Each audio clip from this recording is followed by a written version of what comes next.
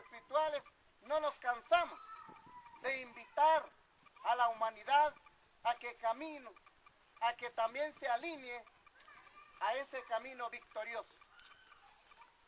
Por eso vale la pena recordar esos grandes hombres de la humanidad, esos grandes hombres que realmente dejan ejemplos y mensajes. Y en todas las culturas siempre hay líderes importantes. Pero en este momento estamos recordando las grandes autoridades que también sufrieron atrocidades en este escenario donde nos encontramos ahorita en la ciudad ancestral. Porque todo el mundo, toda la gente dice ahora nos vamos a las ruinas de Xinché.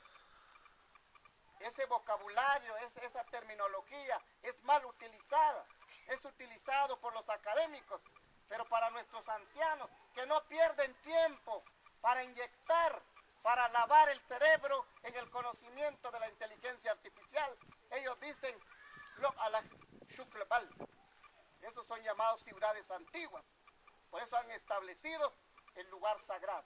Históricamente estos lugares estaban en el centro de la ciudad de Xinché, no acá, pero acá es símbolo de que nos arrinconaron, porque cada rato nos humillan.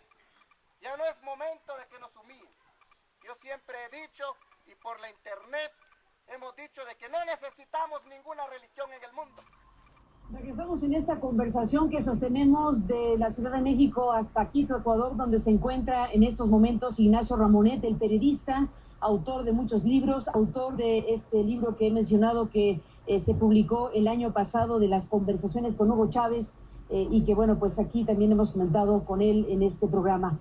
Ignacio, déjame retomar el hilo de la conversación cuando tú dices por qué ahora está este panorama para Venezuela. Haces el recuento de las 4 elecciones que ha habido en 17 meses en Venezuela, con una oposición que se ha mostrado unida, y has dicho Venezuela ha vivido regulares crisis hostiles, intentos de desestabilización, campañas mediáticas y todo lo que en este momento está a la mesa y a la discusión. Es parte de tu análisis y te pido que agregues en tu reflexión y revisión del tema el manejo mismo de la propia circunstancia venezolana por parte de Nicolás Maduro. ¿Qué significa, qué representa, hacia dónde conduce el hecho de que Maduro, bueno, pues tome determinaciones que conducen a un opositor a la cárcel, tome decisiones que expulsan a diplomáticos estadounidenses, tome decisiones que colocan desde luego la polarización a todo lo que da? Esa parte, Ignacio, sobre el manejo de la circunstancia de Maduro, ¿qué me dices? Bien, yo creo que la imagen que se ha presentado del presidente Maduro no es la que corresponde a, digamos, a la personalidad del presidente Maduro y a su política, la que está llevando a cabo hace menos de un año. Hay que recordar que el presidente Maduro ha sido elegido en abril del año pasado. O sea, estamos apenas a 10 meses de gobierno de Nicolás Maduro. ¿Y quién es Nicolás Maduro? Es esencialmente un sindicalista, un hombre que viene de una tradición del diálogo, del debate, de la concertación con, digamos, los empresarios, con los responsables de las empresas en las que trabajan los trabajadores. Es un líder sindicalista. Segundo, es un hombre que ha sido durante 8 años un canciller de Venezuela, un canciller brillante, un diplomático. ¿Qué es un diplomático? Un hombre de diálogo, un hombre de la palabra, un hombre de la negociación, un hombre de la concertación. ¿Qué ha sido lo que ha hecho el presidente Maduro después de su más reciente victoria? Estamos hablando del 8 de diciembre, muy reciente, donde en las elecciones municipales a escala nacional, digamos, el bloque de la Revolución Bolivariana ganó las elecciones con más de 11 puntos y medio.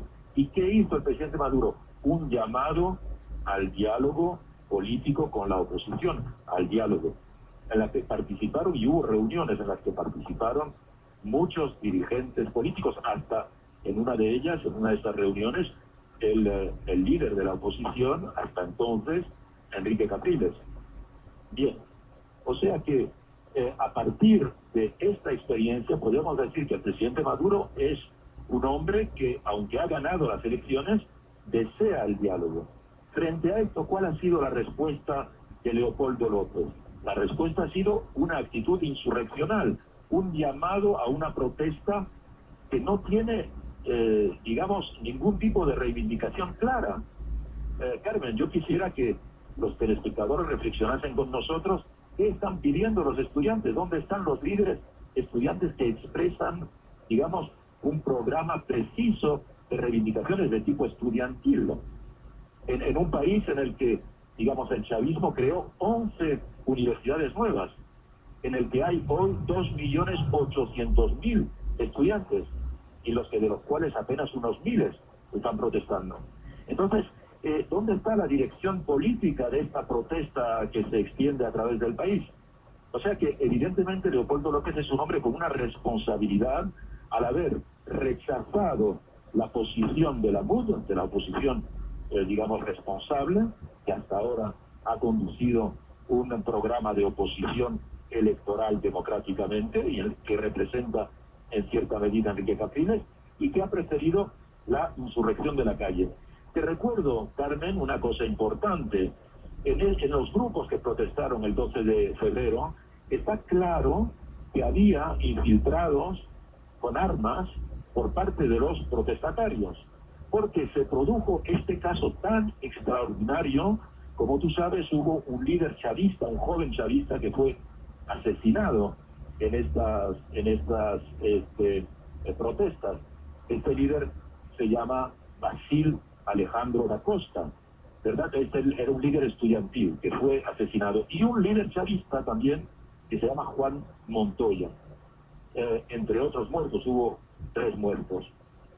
Pero se da la casualidad que estos dos, tanto el estudiante como el chavista, o sea, 2 enfrentados, fueron asesinados de una bala en la cabeza, tirados con la misma arma, un arma que la experticia balística científica demuestra que es un revólver Glock de calibre 9 milímetros. O sea que hay evidentemente personas interesadas en incentivar el nivel de violencia para oponer a los dos bandos. Y entonces es obvio que esto no es solo una protesta estudiantil, que ha tomado un cariz muy importante, y que Leopoldo López, al lanzar de manera aventurista esta operación, está regresando a lo que fue en 2002, cuando fue un líder del golpe de Estado. Hay que recordar que Leopoldo López era alcalde de Chacao, y en tanto que alcalde de Chacao fue uno de los líderes del golpe de Estado que derrocaron al presidente Chávez, y que procedió él mismo personalmente a la arrestación del que era en aquel momento, en 2002, el ministro de Interior, Rodríguez Sacín, que casi fue linchado ante los ojos de Leopoldo López sin que éste hiciera nada para protegerlo.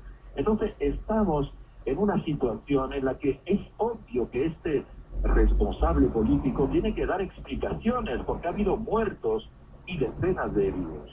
Ignacio Ramonet, déjame hacer una pausa y regresamos a la parte final de esta conversación. Desde ya te adelanto una pregunta obligada. ¿No encuentras tú en la oposición, en las manifestaciones de la calle, componentes genuinos para la protesta, independientemente de que en un contexto como el que estás narrando pueden confluir varias cosas? Pregunto también sobre ese componente de una manifestación en las calles que reclame más democracia, que reclame el desabasto, que reclame un conjunto de cosas. Después de la pausa, regreso contigo. Bueno, regresamos en esta conversación con Ignacio Ramonet, el periodista con quien hemos estado conversando durante esta noche. Bueno, yo decía, Ignacio, y te pregunto en tu análisis, si hay un componente desde tu punto de vista también genuino de una parte de la sociedad venezolana que reclama sobre una circunstancia económica que no es favorable, el desabasto, exigencia de más democracia. hay también esta otra parte de la historia venezolana en estos momentos manifestándose. Pregunto, en tu punto de vista. Claro, evidentemente, y eso es cierto, hay una parte de la sociedad venezolana que está en desacuerdo con las políticas que se están llevando a cabo. Pero, ¿cómo se expresa un desacuerdo en una sociedad democrática? Se expresa en las urnas y, como lo recordaba al instante, en las últimas elecciones municipales. O en las calles, Ignacio. Elecciones de proximidad. ¿Sí, Carmen? Sí, digo que una manifestación de disidencia se puede manifestar en las urnas o en las calles también. ¿Perdón? Sí, no te interrumpo porque tenemos un desfase de la comunicación, pero dejemos esta parte en donde yo te pregunto sobre los componentes de las protestas y tú dices, ciertamente hay una parte de la sociedad que también se manifiesta en desacuerdo. Por los pocos minutos que nos quedan, Ignacio, déjame plantearte algo sobre lo que acabas de describir hace unos minutos, el perfil de Nicolás Maduro, un sindicalista, un líder que apuesta por el diálogo, dices en tu análisis, pero la proyección que se da hacia afuera, y ese es un tema importante, no es precisamente esa en estos momentos. Si un presidente saca del aire a NTN 24, o no sabemos si lo hará con CNN, hay un opositor en la cárcel, hay un conjunto de cosas que desde luego, desde fuera, no pintan bien al régimen de Maduro en un momento como este. Mira, Carmen, por ejemplo, la CNN, después de que hablamos de ella, ha presentado imágenes falsas sobre lo que está pasando en Venezuela y bien conocido.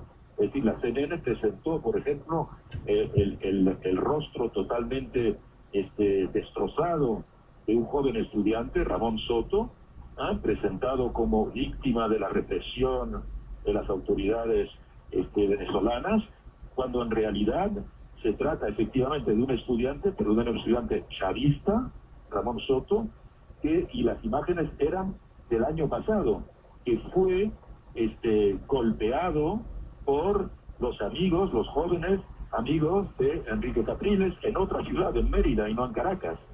Y la CNN no ha rectificado aún eso. Igual que esta imagen falsa difundida por CNN, igual decenas de imágenes en Twitter, en las redes sociales, en otros canales, dan una imagen distorsionada de lo que está pasando. Entonces, evidentemente, ¿cómo pedirle a un presidente democráticamente elegido que acaba de someterse de nuevo a elecciones y las urnas han dado su veredicto, de que se explique sobre precisamente hechos, algunos de los cuales son falsos? Ignacio, nos quedan pocos minutos. Es obligado también referirnos o preguntarte sobre Estados Unidos. Hay una acusación directa de Maduro y de su gobierno sobre una intentona de desestabilización y señala al norte del continente. ¿Qué panorama encuentras tú en esta materia? Sí, bueno, el canciller Elías Agua ha dado explicaciones larguísimas sobre este tema, ha dado conferencias de prensa. Yo me imagino que la CNN ha difundido sus explicaciones. El canciller pudo demostrar con hechos, con documentos, algunos además que de la época de Wikileaks, que estos 3 funcionarios de la embajada expulsados se pasaban el tiempo yendo de universidad en universidad, movilizando a los estudiantes y estimulándolos a protestar contra tal o cual tipo de condición de vida o de trabajo. Es obvio que esto no es una actividad normal de funcionarios diplomáticos. Ahora, frente a esta situación, evidentemente esto no conduce a calmar las relaciones entre Estados Unidos y Venezuela, pero también la declaración del presidente Obama, en el que compara y equipara la acción violenta de unos cuantos grupos, entre los cuales se encuentran pistoleros, y por otra parte un gobierno que no cesa de organizar elecciones desde hace 15 años, me parece que ha sido una, ¿cómo diríamos?, una declaración por lo menos torpe por parte del presidente de Estados Unidos, Ignacio, que seguramente no ha sido bien Ignacio, se nos acaba de la situación. Se nos acabó el tiempo. Ignacio Ramonet, gracias por esta conversación y nos mantendremos en contacto, si me lo permites, y hasta la próxima. Un abrazo. Y gracias a usted que nos permitió acompañarles. Igualmente, Ignacio, hasta la próxima.